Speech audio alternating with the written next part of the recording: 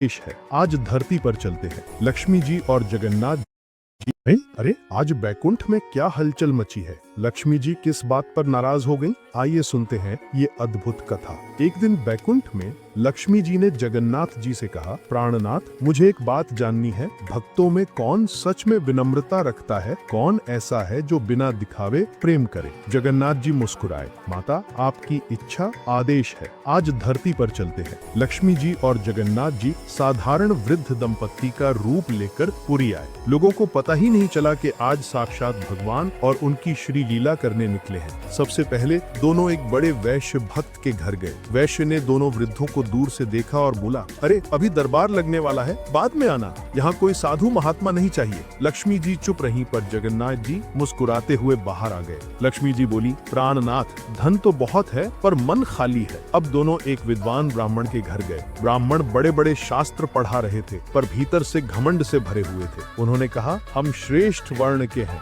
हमारे यहाँ आकर पांव मत रखो, पहले पूछ कर आना चाहिए था। लक्ष्मी जी ने जगन्नाथ जी की ओर देखा और बोली, देखिए, ज्ञान बिना विनम्रता के शून्य है। दोनों वहाँ से निकल पड़े। अब दोनों एक बहुत गरीब कुम्हार के घर पहुँचे। घर मिट्टी का, फूटा हुआ छप्पर, पर भीतर दिव्य।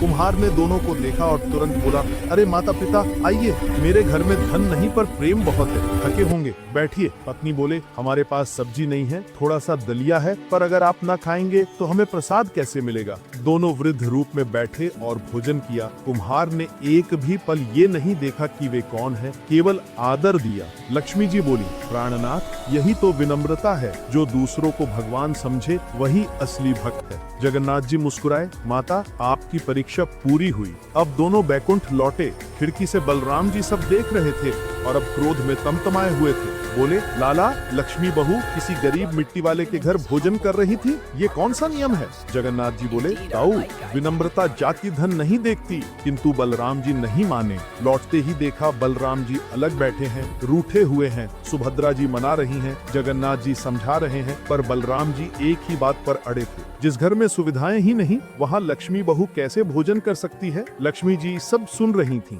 लक्ष्मी जी बोली, दाऊ, आपका कहना ठीक नहीं। मैं उनके घर भोजन करने नहीं गई, मैं उनके प्रेम को स्वीकार करने गई थी। जहाँ प्यार हो वहाँ मैं स्वयं चली जाती हूँ। लक्ष्मी जी रूठ गईं और बोली, यदि मेरे प्रेम को कोई अपवित्र कहता है तो मैं पुरी से चली जाती हूँ। और वे चली गईं। उसी क्षण बैकुंठ का वैभव शांत होने लगा। रसोई खाली, भोग रुका, मंदिरों की शोभा फीकी। जगन्नाथ जी और बलराम जी एक दूसरे को देखने लगे। दाऊ, ये सब आपकी ही कृपा है। लक्ष्मी जी गईं तो सब श्री चली गई। बलराम जी शर्मिंदा हुए और बोले, चल लाला, बहू को मनाते हैं। दोनों छोटे भिक्षुकों का रूप लेकर पृथ्वी पर निकले। लोगों से भिक्षा मांगने लगे। जय जगन्नाथ, कुछ दे दो बेटा, बरकत होगी। पर कोई पहचान ही न पाया। एक स्त्री ने डांट दिया। एक बूढ़ा साधु थोड़ी सी खिचड़ी दे गया। हवा आई, सब उड़ गया।